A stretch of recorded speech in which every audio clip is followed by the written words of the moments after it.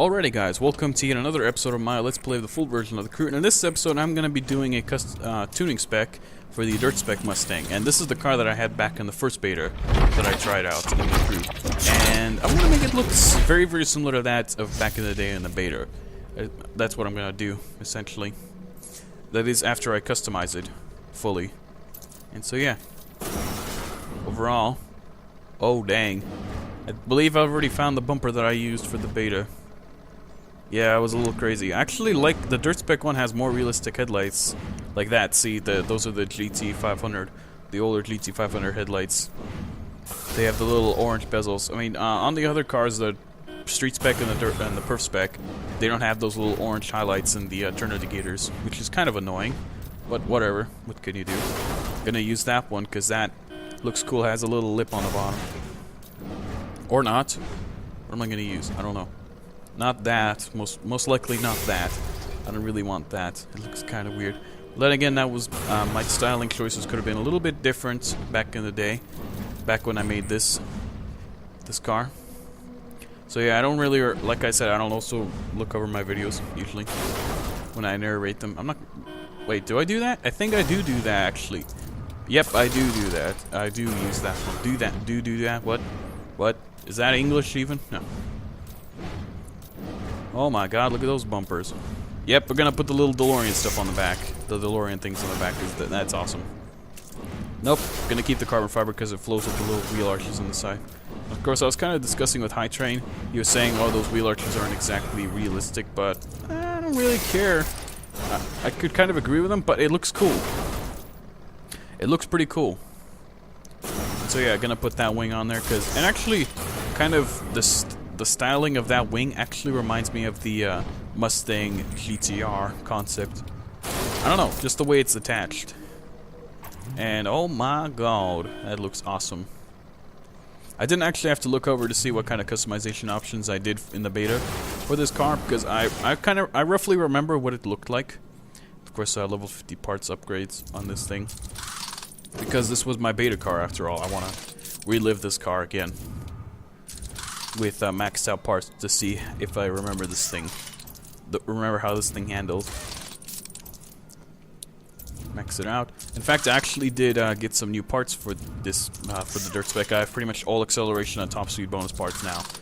So yeah, it's not a random part to set up with completely everything. It took some time to get some more acceleration parts, and I did get some in the process. Same with Rate Spec as well.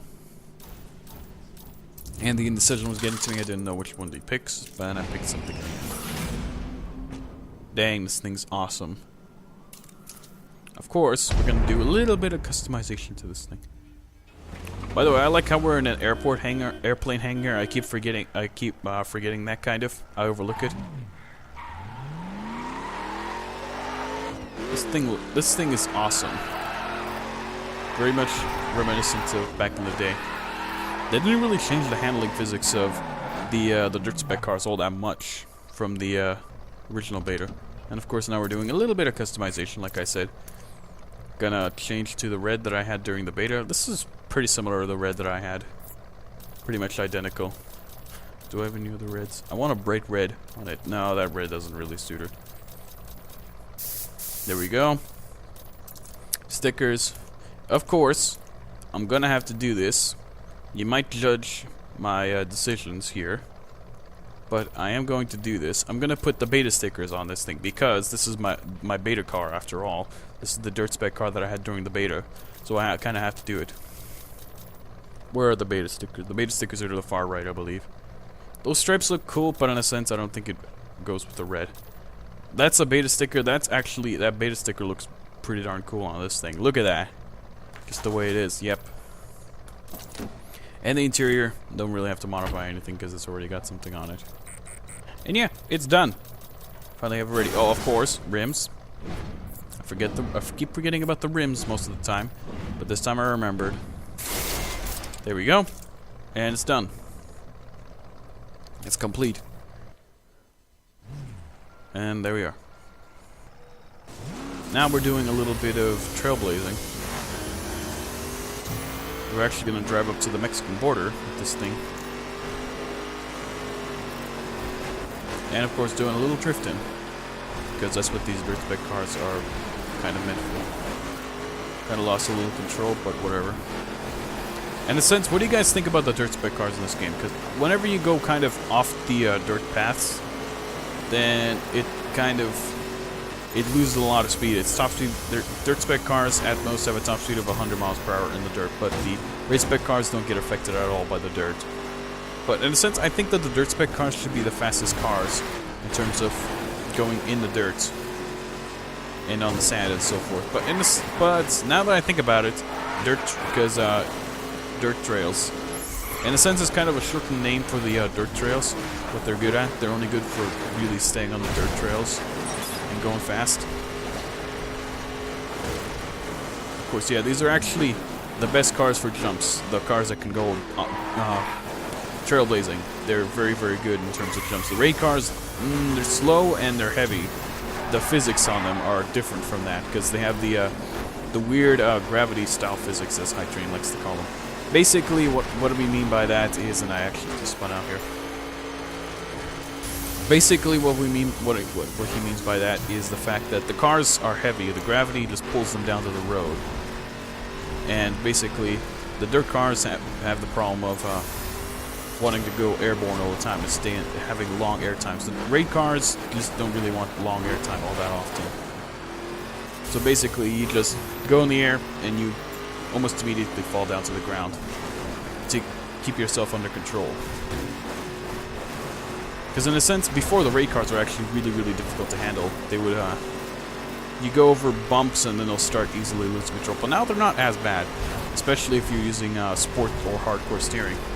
They're really good. In fact, their turning radiuses are even better in hardcore steering.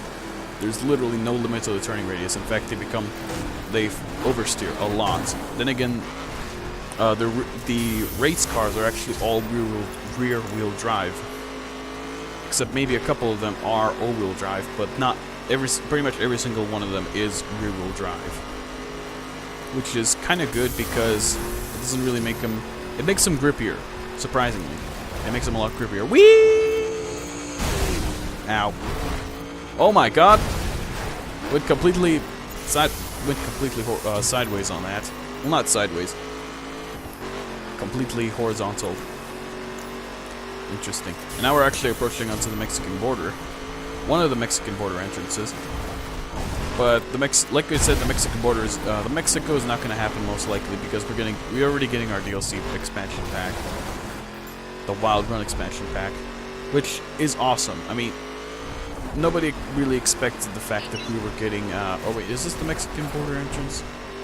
Yeah, I believe so. Yeah, it is the Mexican border entrance. One of them. It's the second one in this game. But in fact, there's actually 3 Mexican border entrances. So yeah. Now we're driving up to it. This is, like I said, this is the other Mexican border right here. And of course, driving up to it looks pretty complete. This one's actually ends pretty much immediately after the little border areas. And you can't really go into them. At least I'm pretty sure you're not able to. So yeah, there's showing you that. This is the other Mexican border entrance right there.